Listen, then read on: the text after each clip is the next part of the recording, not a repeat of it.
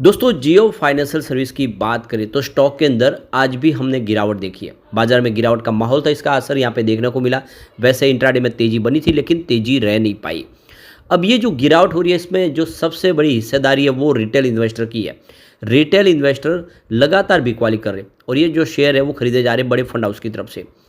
अब ये सबसे बड़ी गलती हो रही है क्योंकि स्टॉक के अंदर आने वाले समय एक तूफानी तेजी की संभावना बन रही है। धीरे धीरे करके सारे बिजनेस शुरू होने वाले हैं और ये सारे बिजनेस गेम चेंजर साबित हो सकते हैं, लेकिन रिटेल इन्वेस्टर को ये बात समझ में नहीं आ रही है। अब यहाँ पे एक बड़ी गुड न्यूज निकल के आ रही है जियो फाइनेंशियल को लेकर। आप देख सकते हो कि जो मैनेजमेंट का जो फैसला है वो काफ़ी शानदार है, जिससे आने वाले समय जियो फाइनेंशियल को एक बेहतर उम्मीद से हिसाब से शानदार प्रदर्शन होता हुआ हमें दिखाई दे सकता है। दूसरी तरफ देखें तो ब्रोकरेज हाउस इस समय काफ़ी अच्छे टारगेट भी दे रहे हैं और ख़रीदारी की सलाह भी दे रहे हैं। क्या है ब्रोकरेज हाउस का नज़रिया इस समय समझने की कोशिश करेंगे और क्या हमें जियो फाइनेंशियल में निवेश करना चाहिए इस लेवल पे। लेकिन फ्रेंड उससे पहले अगर आप पहली बार हमारे चैनल पे आए तो चैनल को सब्सक्राइब कर दीजिए, एक बेल आइकॉन दबा दीजिए ताकि जब भी नया वीडियो बने पहला नोटिफिकेशन आपको मिले। वीडियो पसंद आए तो लाइक से जरूर कीजिए। चलो फ्रेंड्स वीडियो स्टार्ट करते हैं। मैं हूँ आपका दोस्त SP दवे और हमारे अपने चैनल ऑनलाइन कमाई में आपका बहुत बहुत स्वागत है। आप लोग बार बार मायूस हो जाते हैं कि स्टॉक दौड़ नहीं रहा है, लगातार नीचे रहे, आने वाले समय हमें नुकसान दे देगा। तो अगर ऐसा आपको लगता है तो आपको सुजलॉन जैसे शेयर में जाके देखना चाहिए, उसका बैकग्राउंड चेक करना चाहिए।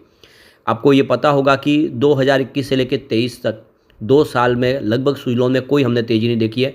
स्टॉक 8 रुपये के आसपास ही था, लेकिन जब दौड़ा तो सिर्फ 2-3 महीनों में रॉकेट बना और वो 8 रुपये का स्टॉक लगभग 45 तक चला गया। यानी जो आपका निवेश है वो कई गुना बढ़ा। उसी तरह से IRFC में भी आपको पता ही होगा कि स्टॉक 21 से लेकर 22-23 के बीच में कम से कम 1.5 साल तक रहा, लेकिन जब दौड़ा तो वही 20 रुपये का सिर्फ 200 तक चला गया। और यही बात मैं बार बार इसीलिए कह रहा हूँ क्योंकि जियो फाइनेंशियल में भी वो सारा पोटेंशियल है कि जब दौड़ेगा तो बिल्कुल ऐसा ही दौड़ेगा। अब आज के कारोबार की तरफ चलते हैं तो यहाँ पर देख सकते हो कि स्टॉक की शुरुआत आज सुबह निगेटिव हुई 350 पर, क्लोजिंग कल 351 के आसपास थी। इंट्राडे में 345 का लो बना और जो हाई है वो 353 का है। यानी अगर बाजार ने साथ दिया होता तो स्टॉक दौड़ता जरूर क्योंकि 353 तक चला गया था, लेकिन रिटेल इन्वेस्टर की बिकवाली की वजह से स्टॉक आ गया नीचे। 345 पर ही क्लोजिंग थी। 1.68% की गिरावट के साथ में दिन की जो इंट्राडे की गिरावट है उसके लेवल के आसपास ही गिरावट हुई है। लेकिन जो अच्छी बात यह है कि स्टॉक लगातार अगर आप देखें तो 350 के ऊपर इंट्राडे में जाता हुआ दिखाई दे रहा है। ये लगातार हमने देखा। अब आपने 4 सितंबर को स्टॉक इंट्राडे का जो हाई था वो 350 का था और लो बना 347 का। उसके बाद अगर आप देखें तो 6 सितंबर को स्टॉक काफ़ी नीचे आ गया था, 336 पर आ गया था। 3 दिन की भारी गिरावट से स्टॉक काफ़ी नीचे आया, लेकिन आप देखिए 9 सितंबर से स्टॉक में फिर पॉजिटिव माहौल बना तो वही स्टॉक 10 सितंबर को फिर से 350 को पार कर गया। उसके बाद से लगातार हम देख रहे हैं इंट्राडे में स्टॉक की जो क्लोजिंग भले नीचे की तरफ हो, लेकिन इंट्राडे में 350 के ऊपर स्टॉक ज़्यादा जरूर है और आज भी 353 तक गया। इसका मतलब यह है कि एक तरह से 350 का एक सपोर्ट है, उसके नीचे स्टॉक जा नहीं रहा और जाता है तो फिर से एक अच्छा खासा बाउंस बैक दे देता है। ऐसे में कोई चिंता की बात नहीं, इस लेवल पर खरीदारी बिल्कुल की जा सकती है।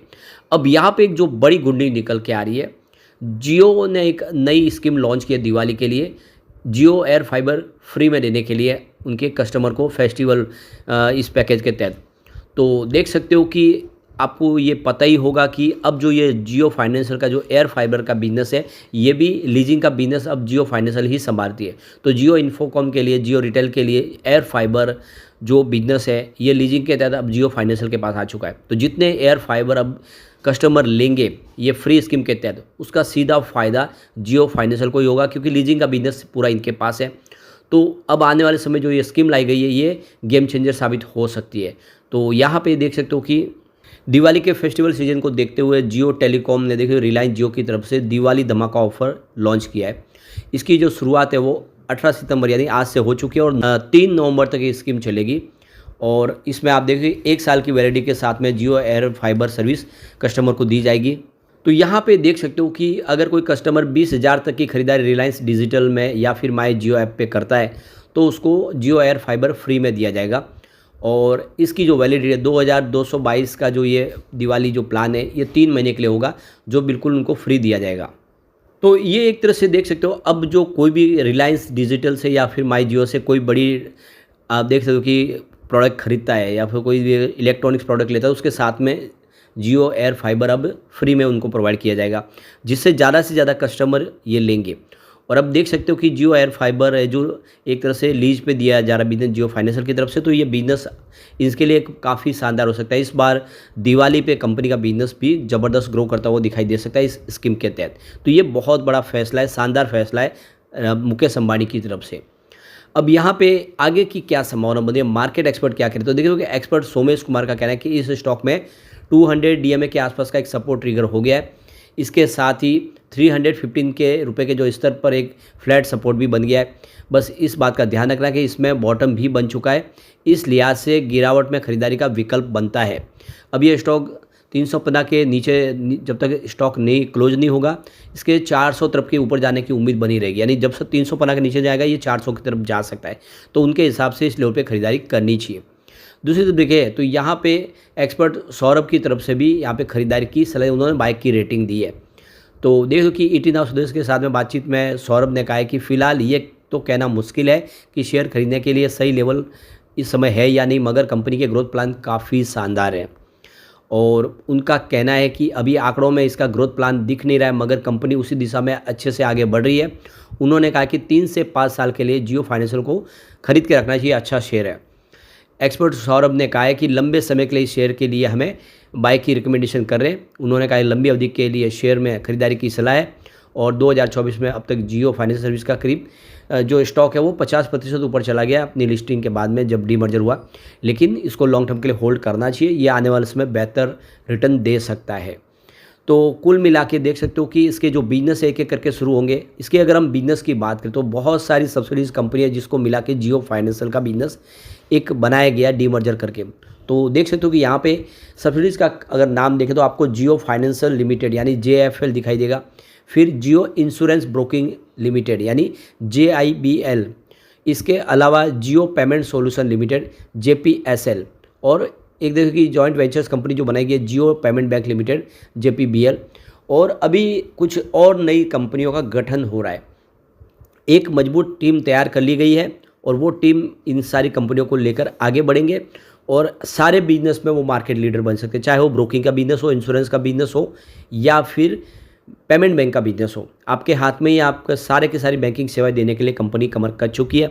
साथ में यहाँ पे उन्होंने साउंड बॉक्स भी लॉन्च किया, जल्दी ही सभी दुकानों के पास जियो का साउंड बॉक्स भी पहुँच जाएगा, जिससे मंथली रिवेन्यू इनको मिलेगा। ये सारे फैसले बहुत शानदार है।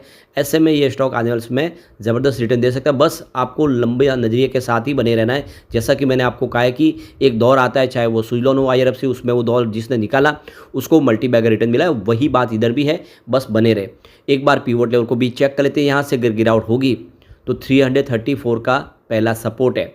ये सपोर्ट जब तक नहीं टूटेगा तब तक चिंता की बात नहीं है, लेकिन सपोर्ट टूटा तो 316 तक स्टॉक आ सकता है, और एक बार 316 तक आएगा तो वीकनेस बढ़ सकती है, ये भी आपको ध्यान रखना है। फिर 303 तक आने की संभावना बनेगी, जो तीसरा इसका सपोर्ट बन रहा है। यहाँ तक स्टॉक नहीं आएगा, अगर गिरावट का माहौल बनेगा, ज़्यादा बाजार में गिरावट हुई तभी पॉसिबल है, वरना इतना स्टॉक के नीचे आने की फिलहाल नहीं संभावना दिख रही है। यहाँ से बाउंस बैक भी होगा तो 364 का यहाँ पे फर्स्ट रेजिस्टेंस दिख रहा है, क्योंकि भी फिलहाल काफ़ी दिन से स्टॉक 355 356 के आसपास जाके फिर नीचे आ रहा है। उसको एक बार ट्रिगर को किया तो फिर 364 तक जाने की संभावना बन जाएगी। जो सेकेंड रेजिस्टेंस है वो 377 का है, यानी स्टॉक 325 तक जाता हुआ दिखाई दे सकता है।